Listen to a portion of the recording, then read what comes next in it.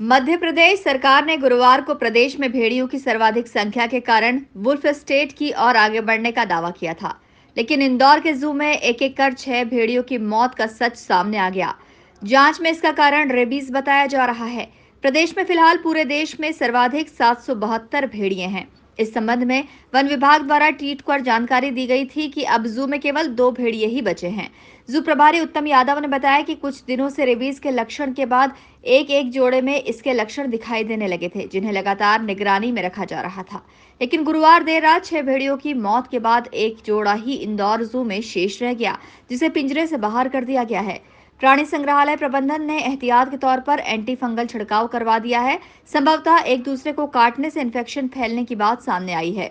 इस विलुप्त हो रही भेड़ियों की प्रजाति में से इंदौर प्राणी संग्रहालय में भेड़िए ने 9 बच्चों को जन्म दिया था, जिसके बाद इनका कुनबा बड़ा होता गया, जिसके बाद इंदौर जू में इनकी संख्या बढ़कर 12 हो गई थी। इसमें इंदौर में सबसे ज्यादा भेड़िए थे। इसके अलावा मैसूर, हैदराबाद, जयपुर में भी भेड़िए हैं। एनिमल एक्सचेंज प्रोग्राम के तहत जू इंदौर ने एक नर और एक मादा भेड़िया को बिरसा जैविक उद्यान पहुंचाया था। भेड़ियों के बदले में जू से एक नर व एक मादा शुतुरमुर्ग कमला नेहरू जू भेजा था। इंदौर जू में कुल 643 प्रकार के जानवर हैं।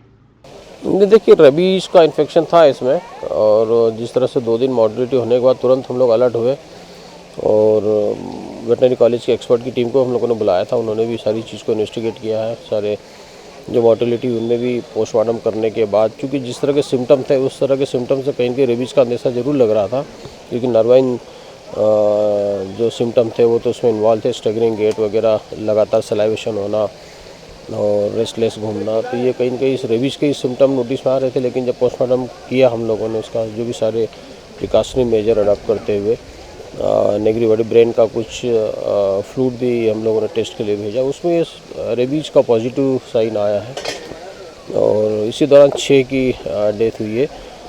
और अभी जो 2 बच्चे हैं उसको हम लोगों ने अंडर ऑब्जर्वेशन रखा हुआ है। उनकी हालत फिलहाल ठीक है। नहीं, देखिए, सोर्स ऑफ इन्फेक्शन के बारे में कुछ भी कह पाना बहुत डिफ़िकल्ट है कि वायरस का कहाँ से इंट्रोड्यूस हुआ, कहाँ से इस तरह का हुआ, क्योंकि बहुत सारे फैक्टर रहते हैं। इसमें इंसेक्ट भी रहते हैं, रकून भी रहते हैं, इसके अलावा CR भी है, फॉक्स भी है, लोमड़ी भी है, उसके अलावा बैट चमगादड़ होती है वो भी है। तो ये सब स्क्विरल है, ये सब सारे जितने भी रोडेंट भी है, ये सारे जितने रोडेंट वगैरह ये जो मैंने गिनाए, ये सारे कहीं ना कहीं रेबीज़ को किसी न किसी फॉर्म में कैरी करते हैं, जो सलाइवा के थ्रू कैरी करते हैं। तो हो सकता है कुछ कहीं ना कहीं इनके कारण आया हो। तो अभी सोर्स ऑफ इन्फेक्शन के बारे में हम लोग इन्वेस्टिगेट कर रहे हैं। फिलहाल कुछ भी कहना भी जल्दबाजी होगी।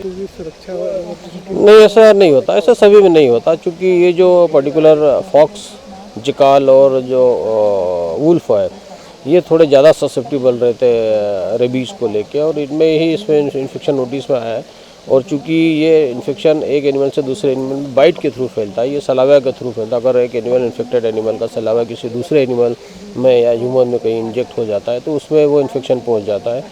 तो इस तरह से कंटेजियस डिसीज़ है ये, और उसको हम लोगों ने सारे जो इन्फेक्टेड थे एनिमल अभी जो सस्पेक्टेड है उनको हम लोगों ने आइसोलेट करके रखा और अंडर ऑब्जर्वेशन है। कुछ मेडिकेशन भी उनका चल रहा है। हाँ, निश्चित रूप से ये तो ज़रूरी पार्ट होता ही है। कुछ एंटीवायरल दवाइयों का छिड़काव हम लोगों ने पहले से कर दिया है, और विजिटर्स वाले एरिया में भी कर दिया, अंदर जो शेल वगैरह थी वहाँ भी कर दिया है, और ये कंटिन्यू फिलहाल चलेगा। नहीं, तो रेबीज़ जो जैसे कि होता है, जैसे कि शहर में भी कई बार या दूसरे गाँव में भी जहाँ कहीं भी इस तरह का रेबीज़ जो डॉग्स में होता है रेबीज़, ये वही इस तरह का रेबीज़ रहता है वो, और ये भी डॉग परिवार के ही मेंबर्स हैं जिनमें हुआ है ये।